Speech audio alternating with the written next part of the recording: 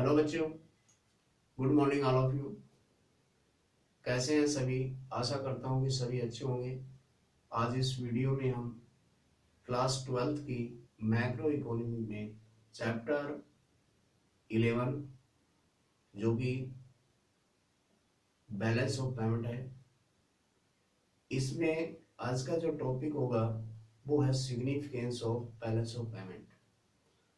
इसकी शुरुआत हम बैलेंस ऑफ पेमेंट से करते हैं कि बैलेंस ऑफ पेमेंट किसे कहते हैं, जहाँ पे इंपोर्ट और एक्सपोर्ट जो इकोनॉमिक ट्रांजेक्शन्स है वो हमारी इक्वल होती है, तो उस सिचुएशंस को हम बैलेंस ऑफ पेमेंट के रूप में देखते हैं। या हम ये कह सकते हैं बैलेंस ऑफ पेमेंट वो स्टेटमेंट है जिसमें इंपोर्ट और एक्सपोर्ट को शामिल किया जाता है, और जहाँ पे ये दोनों बराबर होते हैं उसे बैलेंस ऑफ पेमेंट के रूप में देखते हैं। तो यहाँ पे significance of balance of payment के रूप में हम यहाँ पे इंपोर्ट और एक्सपोर्ट की चर्चा करेंगे। अब यहाँ पे सबसे पहले हम एक्सपोर्ट को लेते हैं कि यदि एक्सपोर्ट हमारा ज़्यादा होता है इंपोर्ट्स की बजाय, तो उसके पॉजिटिव जो इफेक्ट है वो हमारी इकोनॉमी के ऊपर क्या गिरता है।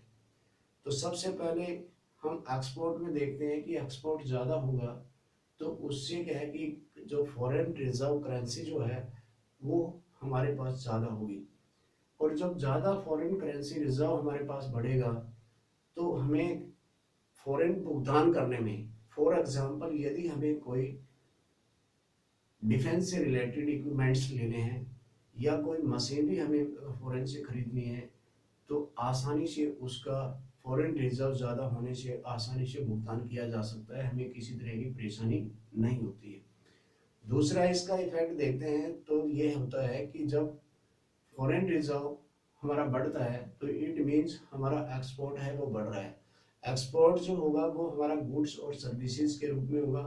इसका इफेक्ट ये होता है कि हमारा जो डोमेस्टिक प्रोडक्ट है उसकी अच्छी मांग रेस्ट ऑफ द वर्ल्ड में है, और हमारा जो प्रोडक्ट है उसने रेस्ट ऑफ वर्ल्ड की मार्केट यानी कि इंटरनेशनल मार्केट के ऊपर अपना एक अच्छा स्थान बना लिया है।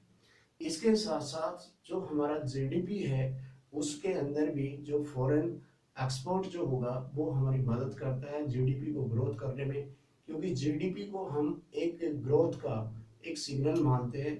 जीडीपी जहाँ बढ़ता है तो हम ये मानते हैं कि प्रति व्यक्ति जो आय है वो भी बढ़ती है, और प्रति व्यक्ति जो गुड्स का और सर्विसेज का रियल फ्लो जो होता है, जिसमें प्रति व्यक्ति ज़्यादा गुड्स और सर्विसेज उसके रिक्वायरमेंट के अकॉर्डिंग प्राप्त होती है। तो इसलिए ये तो इसके है पॉजिटिव इफेक्ट है जो एक्सपोर्ट के। अब हम चलते हैं जो इंपोर्ट के जो नेगेटिव इफेक्ट होते हैं। देखिए इंपोर्ट अगर ज़्यादा होता है तो उससे क्या है कि हमारी जो फॉरेन रिजर्व जो है उसके अंदर क्या आ जाते हैं, कमी आ जाती है, वो एट ए बॉटम तक स्लाइड कर जाता है। जबकि हमें कुछ ऐसी बेसिक रिक्वायरमेंट होती है जिनको हमें इंपोर्ट करना होता है, तो उस सिचुएशन में फिर भी हमें उनका तो भुगतान करना ही होगा, जिससे कि हमारी जो बैलेंस ऑफ पेमेंट के ऊपर है काफ़ी बुरा प्रभाव पड़ता है। बैलेंस ऑफ पेमेंट के जो इफेक्ट है काफ़ी बुरा होता है, और इसका हमारा जो बुरा प्रभाव है वो हमारी इकोनॉमी के ऊपर देखने को पड़ता है।